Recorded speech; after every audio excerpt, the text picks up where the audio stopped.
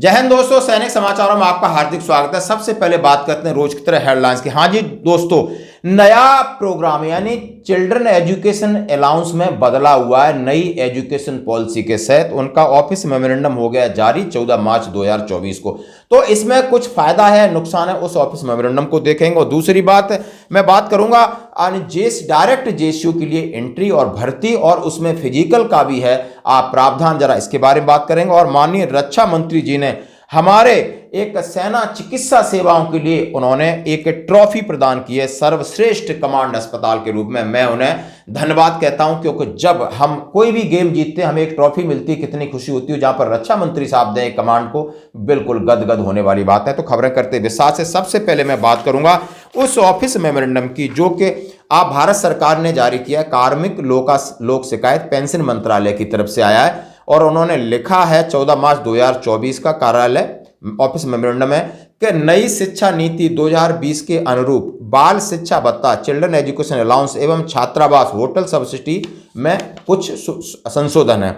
उन्होंने लिखा है सीधा सीधा, भारत सरकार की नई शिक्षा नीति NEP 2020 लागू कर दी गई है और ये अगले जो आपका एकेडमिक ईयर है 2023-24 से प्रभावी है। पहले बात तो ये समझ लेते हैं। और नई नीति में क्या बदलाव किया? भारत सरकार की नई शिक्षा नीति 2020 को ध्यान में रखते हुए ऑफिस मेमोरेंडम के पैरा 2 में निम्नलिखित संशोधन किए गए हैं। उन्होंने संशोधन किया है जो दिनांक 17/7/2018 है। उन्होंने कहा है चिल्ड्रन एजुकेशन अलाउंस और हॉस्टल सब्सिडी कक्षा 1 से 12 तक के नामकरण के बावजूद, यानी यहां तक आपके लिए थी, पहले 3 कक्षाओं में पढ़ने वाले बच्चों के संबंध में पॉलिटेक्निक, ITI, इंजीनियरिंग कॉलेज से डिप्लोमा सर्टिफिकेट कोर्स के शुरुआती 2 वर्षों के लिए स्वीकार था। यदि बच्चा 10वीं कक्षा उत्तीर्ण करने के बाद पाठ्यक्रम करता है और सरकारी कर्मचारी को 11वीं 12वीं कक्षा में पढ़ाई के लिए बच्चे के संबंध में CEA और उन्होंने कहा यदि बच्चा आपका 10th के बाद 11th 12th में आपका चिल्ड्रन एजुकेशन अलाउंस नहीं मिलेगा। क्यों? ये 10वीं के बाद आप सीधा कोई आप पॉलिटेक्निक करते हो, ITI करते हो, इंजीनियरिंग में करते हो, तो उसका ये 2 साल का आपको बेनिफिट नहीं मिलेगा और ना ही आपको होटल सब्सिडी मिलेगी। इसके अलावा उन सरकारी कर्मचारियों को चिल्ड्रन एजुकेशन अलाउंस और हॉस्टल सब्सिडी के लिए एक बार छूट मिल सकती है जो बच्चों की नई शिक्षा नीति के हिसाब से है। और नई शिक्षा नीति आपकी प्रभावी है 2023-2024 से। तो आपको ये नया लेटर निकला 14 मार्च का, तो इसमें बहुत सारा संशोधन होगा। हमारे आर्मी भाई हैं उनकी चिल्ड्रन एजुकेशन अलाउंस की पॉलिसी में ये जरूर डिफेंस की तरफ से एक लेटर निकलेगा। पहले इन्होंने लेटर ये निकाल दिया है। अब मैं बात करता हूं सेना के अंदर डायरेक्ट जेएसयू की भर्ती के लिए। इसमें सीधा सीधा लिखा है भारतीय सेना ने धार्मिक शिक्षकों के पदों के लिए आवेदन आमंत्रित किए। हाँ जी दोस्तों, डायरेक्ट जेएसयू यानी RT जेएसयू।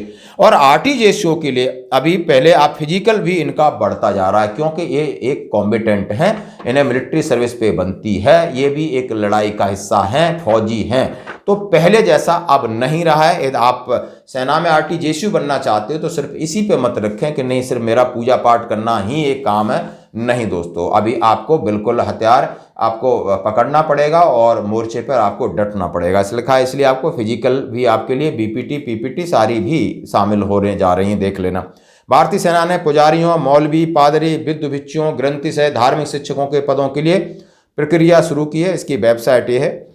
चयन प्रक्रिया 3 राउंड में शामिल है। प्रारंभिक दौर में ऑनलाइन आयोजित कंप्यूटर आपका टेस्ट होगा, उसके बाद आपका साक्षात्कार का दौर होगा। न्यूनतम 40 अंक आपको प्राप्त करने होंगे। आवेदन शुल्क 250 रुपये है। और उन्होंने कहा है धार्मिक पदनाम के अनुसार पात्रता मानदंड अलग अलग होने हैं। पंडितों के लिए मुख्य विशेष रूप से अनुष्ठान शास्त्रीय आचार्य डिग्री का होना चाहिए। UGAC मान्यता प्राप्त विश्वविद्यालय में अनुष्ठान में एक साथ डिप्लोमा होना चाहिए।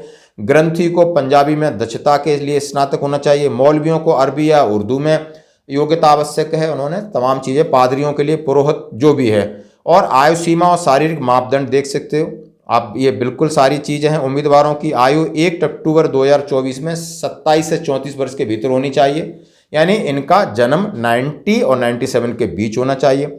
शारीरिक मानदंडों में विभिन्न श्रेणियां उन्होंने ये दी गई हैं और उन्होंने आवेदन की प्रक्रिया में भारतीय सेना के आधिकारिक वेबसाइट पर आपकी इसको पात्रता मिलेगी और इसको डाउनलोड कर सकते हो। तो जो भी इच्छुक हैं, जो भी जानना चाहते हैं, तो थोड़ा तगड़े होके सेना में जाएं और देश की सेवा भी करें और अपने धर्म का पाठ भी पढ़ाएं। अगली खबर की बात करते हैं दोस्तों।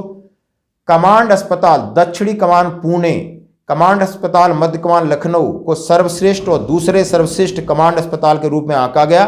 2022 के लिए सशस्त्र बल चिकित्सा सेवाओं के लिए सर्वश्रेष्ठ कमांड अस्पतालों के लिए रक्षा मंत्री ट्रॉफी प्रदान की गई। वाह, जबरदस्त है, आप फोटो देख सकते हो।